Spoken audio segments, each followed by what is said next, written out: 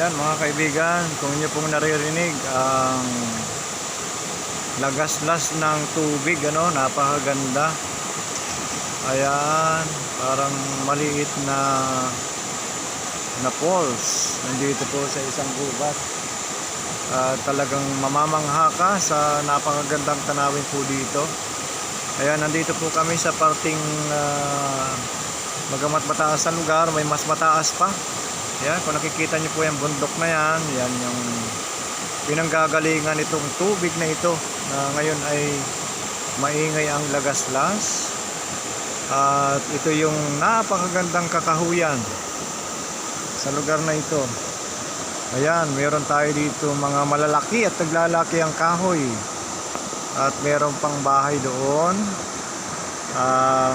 Ito yung tinatawidan ng mga tao kapag sila ay pupunta sa kabilang bahagi po ng lugar na ito. At napakalinaw ng tubig. Ayan, pwede tayo mag-relax dito. Ito po ay nasa bandang Lupi, Camarines Sur. At bibihira pa lamang ang mga pumupunta dito para mag-relax at maligo. Yan po yan, yung mga taong yan. At ito po, may mga konting cottage dito na pwedeng pagpahingahan. Napakahirap ng kalsada. Ito yung kalsada po na dinaanan po namin. At talagang yung mga sasakyan po namin ay nasa parting unahan pa, hindi nakarating dito. Karamihan ay mga motor lamang. Kaya yan, naglalaki yan din po ang mga bato kasi laki ng bahay. Ayan. At yung nakakamangha yung mga bato na nandito ngayon. Kaya